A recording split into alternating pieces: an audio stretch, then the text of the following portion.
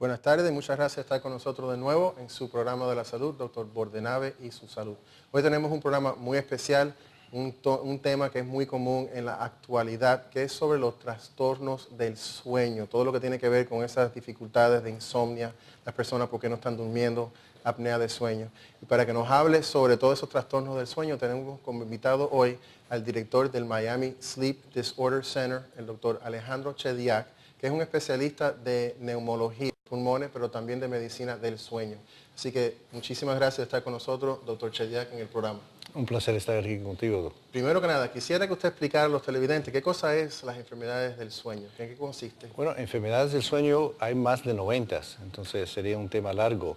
Pero en general, trastornos de dormir son una serie de trastornos donde el ser humano o no duerme lo suficiente o no se puede mantener despierto durante el día. Y las causas son varias y las causas tienen ramificaciones durante la vida personal, tanto como la vida pública. Por ejemplo, si uno es piloto de avión y tiene turnos de trabajo de noche, entonces si no están bien coordinados, la somnolencia lo puede vencer y puede producir accidentes de avión, y eso se ha comprobado y hay maneras de manejarlo. Si uno tiene el insomnio puede producir dificultades a llegar al trabajo a tiempo o llegar al trabajo alerto, y si es una profesión delicada, por ejemplo, cirujano o médico cardiovascular, etc., la función tiene que ser óptima para que esa persona pueda funcionar a lo máximo. Si no duermen bien, no funcionan bien y por lo tanto tienen problemas en su trabajo. Esta es una rama, especialidad de la medicina, pero ¿desde cuándo está en existencia esta rama de la medicina del sueño? Pero cuando yo hice el entrenamiento hace como unos 15, 20 años, como que no se oía tanto como en la actualidad. Los primeros boards de medicina de dormir se realizaron en más o menos en 1981-82. Entonces se ha formalizado todavía más y hay programas oficiales para entrenamiento como médicos especialistas de trastornos del sueño. Eso ocurrió como en el 2007. Entonces la evolución de la rama de medicina empieza hace como 20 años y se ha formalizado, bien formalizado, en la medicina moderna en el 2007. ¿Y por qué aparente ser que hay más necesidades de medicina del sueño? ¿Por qué hay más personas, pacientes, que presentan con trastornos del sueño? ¿Y por qué eso es tan importante en cuanto a la salud de esas personas? Porque la falta de dormir tiene implicaciones a diferentes problemas cardiovasculares, problemas de presión alta, de apoplejías, de infarto. ¿Usted puede explicar algo sobre eso?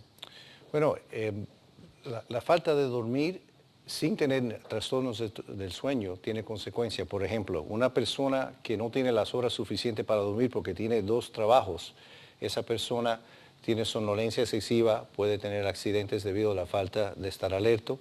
También el metabolismo de esa persona se cambia. Se ha demostrado en una serie de experimentos que una persona que tiene deprivación del sueño tiene un metabolismo diferente, donde ellos no pueden metabolizar la comida en forma que producen proteínas, producen más grasa que proteínas, tienen más tendencia de sobrecomer, tienen liberación de enzimas que producen excitación cardiovascular. Y eso es una persona normal que en una circunstancia experimental le han quitado las horas para dormir. Entonces, si uno empieza a mirar las enfermedades de dormir, como es, por ejemplo, la apnea del sueño, que es muy común. La apnea del sueño es una condición donde el ser humano tiene pausas respiratorias cuando duerme y está asociado con obesidad. Entonces, como la obesidad está aumentando en una forma muy claramente en este país, hay mucho más de esos casos.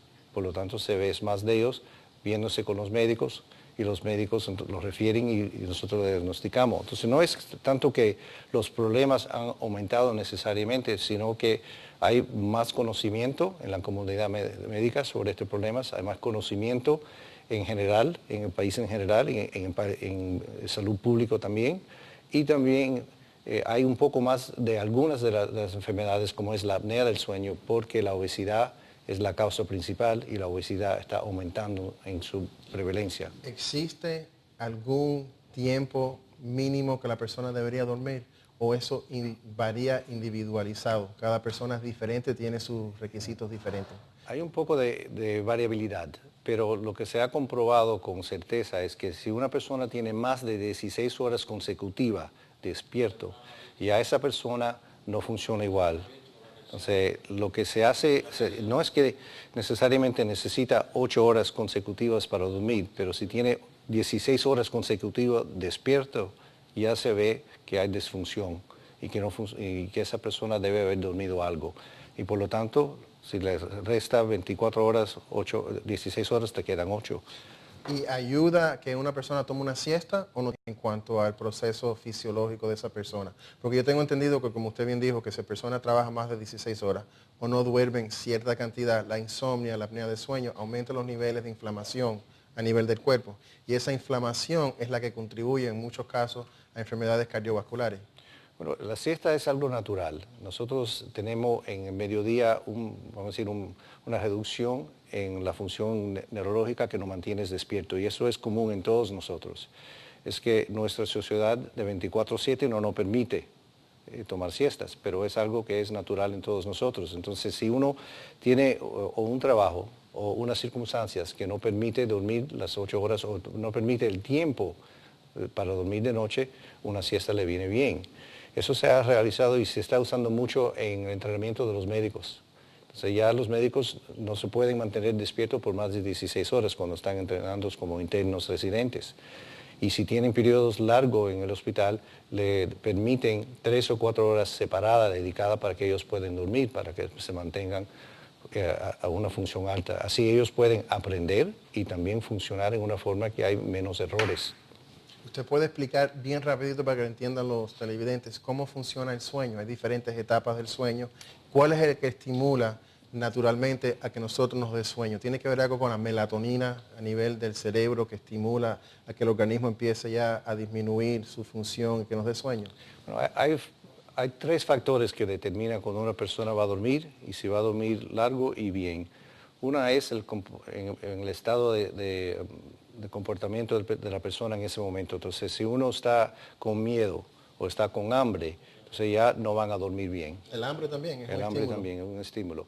Pero si uno quita miedo, ansiedad, hambre, susto, etcétera, no factora eso, entonces hay 2 factores fisiológicos. Uno es el tiempo que uno ha estado despierto. Entre más horas despierto, más necesidad de dormir. Es muy fácil. Entonces, si uno tiene 24 horas consecutivas despierto, ya es mucho más difícil resistir el sueño cuando está aburrido. Segundo es el ritmo circadiano intrínseco nuestro. Y es un ciclo que uno puede predecir cuándo va a ocurrir.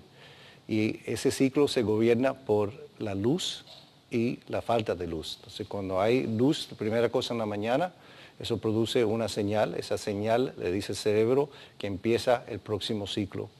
Ese ciclo circadiano sigue el día entero tratando de mantenerte despierto, mientras que la necesidad de dormir va subiendo porque uno está despierto más y más y más tiempo. Entonces llega un momento de noche cuando la señal circadiana se apaga o se duerme y la necesidad de dormir es muy alta, entonces el paciente se duerme. Y eso es posiblemente la razón por la cual muchas personas no pueden dormir o tienen insomnio, porque hay tanta televisión que estamos viendo, tanta luz que estimula al cerebro, que nos mantiene despiertos por tiempo más prolongado, que no es natural en el ser humano. Sí, y ahí lo que ocurre es relacionado con la melatonina. La luz lo que está haciendo realmente es está mandando la señal al cerebro por melatonina. ¿Y la melatonina, que de dónde viene? Viene una glándula en el cerebro que se llama la glándula pineal. Entonces es natural en el cuerpo. Es natural en el cuerpo. Entonces cuando hay ausencia de luz, cuando oscurece naturalmente, hay un aumento de melatonina. Ese aumento de melatonina indica o le manda una señal al cerebro que, ok, en 3 a 5 horas vamos a empezar a apagar el ritmo circadiano que nos ayuda a mantenernos despiertos. Ya cuando uno se duerme, la melatonina se sigue produciendo y cuando despierta la primera luz del día, apaga la melatonina en ese momento y eso es la señal, empieza el próximo ciclo de dormir y vigila. Yo tengo muchos pacientes que toman la melatonina que se puede comprar en cápsula, que es para ayudar a dormir a la persona, pero no se dan cuenta que están viendo las noticias por las noches, están viendo la televisión, las computadoras que tienen las pantallas. Entonces piensa que tomando la melatonina va a ser suficiente para darle sueño y poder dormir tranquilamente. Es que francamente la melatonina no ayuda a dormir a la persona con insomnio. La melatonina es fantástica para para mover el ciclo de dormir y vigilia. Entonces, si uno se va a Europa o se va para China y quiere cambiar su ciclo de dormir y vigilia en una forma rápida, entonces la melatonina nos ayuda. Si sabe cómo tomarla, en qué hora se tiene que tomar, te ayuda a adaptar más rápido. Y ahí sí que es una medicina que tiene muchos beneficios. Pero de noche, no para el funciona. insomnio no va a funcionar. ¿Qué es su opinión sobre las benzodiazepinas? Todas estas pastillitas que las personas toman crónicamente, en vez de tomar por un periodo de tiempo corto para ayudar al sueño todas las noches, pero después de cierto tiempo, ¿es verdad que no hacen efecto o qué es su opinión sobre eso? Lo que ocurre es lo siguiente, las benzodiazepinas producen somnolencia, son pastillas para dormir y son muy eficaces, pero realmente no resuelven la causa del insomnio. Entonces, si una persona tiene insomnio, esa persona tiene que primero determinar por qué. Si el insomnio es algo crónico, dolor, una condición psiquiátrica que no se puede resolver, entonces van a necesitar asistencia crónicamente. ¿Y los especialistas del sueño son capaces de analizar y evolucionar a esos pacientes? Claro, eso es lo que hacemos, es parte de nuestro trabajo. Entonces, si una persona tiene un insomnio agudo o un insomnio por malas costumbres y empieza a tomar benzodiazepinas, las benzodiazepinas le van a ayudar, pero como las malas costumbres o la condición principal nunca se resolvió, en algún momento van a otra vez tener insomnio, se van a querer más medicina o una medicina diferente. Y ese es el problema fundamental, no es que la medicina pierde el efecto, es que el paciente nunca resuelve el problema. Y las pastillas que está diciendo el doctor son el Xanax, el Temazepam, son todas esas pastillitas que muchas de las personas que nosotros vemos en práctica están acostumbrados a tomar día y día y día, que después de cierto tiempo como que desarrolla una tolerancia, el cuerpo ya no responde a esa dosificación y estamos viendo que necesitan más medicina, más medicamentos, pero como bien dijo el doctor, hay muchísimas causas de la insomnia que no solamente se trata con la pastillita, sino que hay que buscar la causa. Cuando nosotros vengamos de comercial, el doctor trajo un aparatico de CPAP que se llama para la apnea de sueño y nos va a enseñar sobre diferentes tratamientos médicos que hay para diferentes condiciones de la insomnia. Así que quédense con nosotros que venimos enseguida. Y bienvenido de nuevo, estamos con el doctor Alejandro Chediak de Miami Sleep Disorder Center. Y ahí estamos viendo un paciente con apnea de sueño, una persona más bien dicho, con apnea de sueño. Doctor, que usted quiere comentar, pueda. Bueno, en este momento ese paciente no está respirando correctamente, tuve que no está moviendo aire y no hace mucho ruido. Un momentico vas a ver que va a tener un ruido más bien explosivo y eso es cuando ya empieza a respirar, ahí se ve. Entonces lo que ocurrió en ese momento es que el cerebro se despertó, la garganta se le abrió y puede pasar aire. La apnea obstructiva del sueño es una condición donde durmiendo hay obstrucción al nivel de la garganta y por lo tanto el aire no puede pasar. Y eso lo que quiere decir apnea es la falta de la respiración. No está respirando en absoluto. Apnea es una palabra que significa ausencia de respirar por 10 segundos o más y apnea obstructiva del sueño es ausencia respiratoria ocurriendo durante el tiempo que dormimos por obstrucción al nivel de la garganta y eso es clave. No es una enfermedad pulmonar, es una enfermedad de garganta. Como se está viendo ahí que no está respirando en estos momentos. Correcto, ahí otra vez tiene apnea, el aire no puede pasar porque la garganta está obstruida y usted verá que va a comenzar a respirar con un breve inspiración fuerte y un ruido más agresivo de los otros. Entonces eso ocurre en una forma repetitiva durante la noche entera. Cada vez que hay una apnea, el sueño se fragmenta.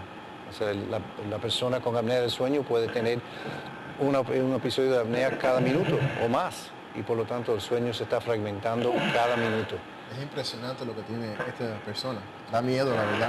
Obviamente, cuando hay apnea hay falta de oxígeno. La falta de oxígeno tiene consecuencias a largo plazo. La falta de oxígeno y la falta de descanso producen trastornos cardiovasculares. Entonces, en este momento se considera que la apnea del sueño obstructiva es quizás la enfermedad de dormir más peligrosa para el ser humano porque no solamente fragmenta el sueño y produce somnolencia durante el día, pero tiene efectos negativos en el sistema cardiovascular.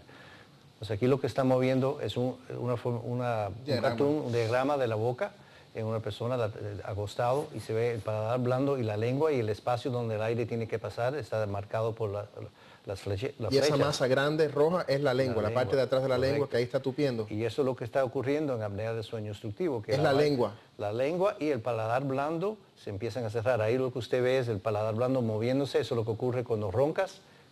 Ahí lo que está viendo es que la garganta está cerrada, porque el paladar blando, la lengua y los tejidos alrededor bloquean por completo el flujo de aire.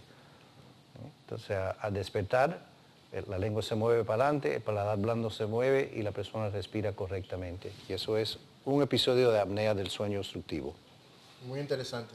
Y usted ahora tiene aquí, trajo unos aparatos que se usa como para el tratamiento de la apnea del sueño. ¿Usted nos puede explicar sobre esta maquinita, qué es lo que Correcto. significa? La buena noticia de la apnea del sueño obstructivo es que tiene tratamientos que son eficaces y que no son dañinos y son muy fáciles de aplicar. Entonces, esto es una máquina de presión positiva por careta nasal. Es una boquilla dental que se utiliza en estos casos para controlar la apnea del sueño y este otro tratamiento que utiliza resistencia en la nariz. Eso es de la asistencia de la nariz. ¿Cómo es que funciona? Bueno, todos esos aparatos lo que hacen es tratan de aumentar el tamaño de la garganta. Como le expliqué antes, apnea del sueño obstructiva es un desorden de garganta donde la garganta es chica. ¿Okay? Entonces aquí estamos aumentando el tamaño de la garganta con aire del cuarto, pero con presión. Entonces es un prostésis neumático de la garganta. Eso es muy común, este proceso neumático, el CPAP machine. Muchos pacientes lo tienen. Muy común porque es el tratamiento más eficaz en general. Okay. Entonces estas curitas que se ponen en la nariz lo que producen es resistencia a la expiración. Y cuando uno tiene resistencia a la expiración, eso activa reflejos en la garganta. ¿Y qué eficaz tiene eso? 50% de los casos se puede controlar con este tipo de tratamiento. ¿Y cuándo usted decide si esto le conviene al paciente en vez de esta máquina? Cuando el paciente no puede tolerar o tiene factores que no puede aceptar el tratamiento con presión positiva, porque presión positiva por careta nasal resuelve el problema en 95% o más de los casos. Resistencia nasal, un 50% de los casos. Y boquillas dentales que abren la garganta, aumentando el tamaño de la garganta, avanzando la mandíbula. Este aparato funciona solamente en 60% de los casos. Entonces lo que hace es que causa que la lengua o la mandíbula vaya más hacia adelante. Hacia adelante, correctamente. Previniendo que haya obstrucción. Correcto. Mueve en la tráquea, en los tubos donde pasa el aire. Eso mueve la lengua para frente y moviendo la lengua para el frente y estirando los tejidos produce una garganta más amplia y más tensa. Y también se hace cirugía, tengo entendido, tonsillectomy, ¿se le quita los amígdalas o no? En los niños quitándole las amígdalas es muy eficaz, en los adultos no tanto. El adulto no tiene, la anatomía del adulto es diferente, entonces las amígdalas en el adulto juegan un papel relativamente pobre en producción de obstrucción de la garganta al dormir. Pero hay operaciones más sofisticadas donde se cortan no solamente las amígdalas, pero también el paladar blando y se cortan los huesos de la cara. Wow. Y se avanza la mandíbula y se avanza la maxila y eso sí curan la apnea del sueño en un 90% de los casos. Pero es una cirugía bastante agresiva. Es una cirugía agresiva y grande y por lo tanto no se hace con frecuencia. Y para no tener que hacer ese tipo de cirugía y para evitar dietas importantes, bajar de peso, lo primero que se debe hacer en las personas que están sobrepasadas de peso. Sí, si la persona tiene garganta chiquita y apnea del sueño por sobrepeso, esa es la primera cosa. El sobrepeso es el tratamiento favorito a largo plazo, pero el tratamiento agudo para resolver el problema de hoy a mañana, presión positiva en este momento es el tratamiento favorito. ¿Usted puede demostrar eso? Porque esto es un equipo bastante nuevo, porque yo tengo muchísimos pacientes que tienen apnea del sueño, que siempre se quejan de los aparatos, que no les funcionan bien, que hacen mucha bulla, que son bien incómodos. Yeah. Pero yo me probé este con usted hace un ratico, la verdad que no... Yeah, este aparato tiene dos componentes, tiene la máquina que produce el aire con presión y tiene un sistema de humidificación y eso es para condicionar el aire en una forma que es más cómodo para tu nariz y para tu boca. Hay pacientes que no necesitan este componente, solamente usan el compresor de aire solo, pero aquí te muestro los dos. Entonces, tiene una manguera de como 6 pies y va a una máscara. En el momento esta es mi máscara favorita. Es bien ligerita, bien suave, fácil de aplicar y muy cómoda para dormir con ella. ¿Y esto se usa para dormir? Solamente para dormir. Ok. No sé si yo me puedo mover un poquitico por aquí. Entonces, esta pieza va para atrás, esto va por encima del... Así. ¿Así más o menos? Así, bueno, lo tiene al revés. Tiene la banda al revés. Hacia abajo, así. Okay. Entonces, está funcionando. Lo bonito de este tratamiento es que el aparato se prende solo. Entonces uno no tiene que estar al tanto de buscar los botones de noche para prenderlo y apagarlo. ¿Okay? Está cómodo, no es nada incómodo. Y eso que lo tiene colocado, quítamelo un momentico. Eso es muy común. Entonces, parte de la ciencia y el arte de la medicina en este campo es enseñarle a los pacientes cómo es que se tienen que poner la máscara y cómo es que debe ir. Entonces, esta pieza va por detrás de la cabeza, esta Esto va por arriba. Entonces, así. Tú verás que es más cómodo. Sí, esto la verdad que está muy cómodo. Y esta es una máquina bastante nueva. La máquina tiene como 4 años en el mercado en esta forma. La careta hace quizás un poco más. Y hay modificaciones que están saliendo intermitentemente que son mejores o que por lo menos tienen más funcionalidad. Lo bonito que tiene esta máquina, aparte que es muy silenciosa, que es automática, etcétera, es que la máquina mantiene internamente, te está monitoreando y mantiene en una forma por computadora toda esa información. Entonces, cuando me vienes a ver en la oficina, yo puedo interrogar la máquina y ver precisamente cómo usted la está usando, si hay mucha fuga o poca fuga, si la máquina tiene, si hay apneas residuales o si está bien seteada la máquina. Y Sí. esto la persona la tiene que usarla toda la noche entera. Se supone que la debe usar el tiempo entero que duerme para recibir el beneficio completo. Y para recibir beneficios cardiovasculares se ha demostrado que si no se usa como promedio 4 horas por noche, esos beneficios cardiovasculares no se van a realizar. 5 días a la semana, 7 días a la 7 semana. días a la semana. ¿Hasta cuándo? Hasta que pierde el peso necesario para curar la enfermedad o hasta que inventamos algo mejor. Entonces, típicamente se puede usar para el resto de la vida. El resto de la vida. Puede viajar uno con estos aparatos ya, el TSA, conocen que lo que son. Y todavía en Miami ellos te piden sacar el compresor y ponerlo en una parte separada para analizarlo, pero en otros aeropuertos, por ejemplo en San Diego, ellos no te piden abrir el maletín para ver la máquina. Y en la maleta que se va a chequear, ya este aparato puede ir adentro de ella y no te van a preguntar nada. Yo estaba leyendo que personas que tienen apnea de sueño que no se la cuidan es responsable o es la causa de como 80% de presión alta que no se puede controlar. Hay un componente de apnea de sueño que no se ha identificado. También la fibrilación atrial, que es una arritmia muy común, está asociada con el apnea de sueño. Creo que un aumento más en fallo congestivo, cardiomiopatía, también tienen todo que ver con el apnea de sueño. O sea que el apnea de sueño es algo muy común que se está viendo hoy, como bien dijo el doctor, debido a la falta de ejercicio, el estilo de vida, la obesidad que hay. Y por eso se está viendo muchísimas personas que tienen esta condición, que es como un ciclo vicioso, porque la apnea de sueño produce más inflamación, más enfermedades crónicas, así que hay que tratarse. Y también produce somnolencia, y la somnolencia es una barrera a hacer más ejercicio. También cambia el metabolismo de una forma que uno favorece comidas que no son saludables. Entonces hay una serie de cosas que produce cuando uno duerme mal y cuando uno tiene apnea de sueño, que es un ciclo vicioso, como usted acaba de decir. La otra cosa de la apnea de sueño que es importante de saber es, uno no tiene que ser obeso, todo lo que tiene que tener es la garganta chiquita. Entonces personas delgadas que tienen mandíbulas pequeñas o bocas pequeñas, lenguas grandes, o niños con mandíbulas muy pequeñas o amígdalas muy grandes pueden tener apnea del sueño. Una población con una incidencia de apnea alta es la población de chinos y japoneses, porque ellos tienen mandíbula y maxila chiquitas. Entonces tienen más apnea del sueño, aunque son flacos, de lo que uno espera. Y eso se ve también en los latinos. Nosotros tenemos más incidencia de apnea del sueño que los no latinos. Muy interesante. Así que cualquiera de ustedes que usted piense que está roncando demasiado, que tiene muchos sueños, somnolancia, están cansados, pueden hablar con sus médicos de cabecera, pedir que lo manden a un especialista de medicina de sueño para que le hagan una evolución para ver si usted tiene apnea de sueño, porque hay varios tratamientos que son fáciles, cubiertos por los seguros, que pueden resolverle su problema. Así que yo quiero darle las gracias al doctor Alejandro Chediak, que es de Miami Sleep Disorder Center. En su ciudad, usted hable con sus médicos, mire ver si hay un especialista del sueño para que pueda acudir, que lo examen para ver si usted tiene este padecimiento, para que tenga tratamiento y se pueda liberar de muchas de las complicaciones que puede traer esta condición que es tratable. Así que muchísimas gracias a ustedes por estar en sintonía con nosotros hoy. Quédense con nosotros por la semana que viene. Dr. Bordenave y susalud.com. Pueden ver todos estos programas más adelante y mucha información más. Así que muchísimas gracias de estar con nosotros. El Dr. Chediak, muchísimas gracias de nuevo. Buenas tardes. Un placer.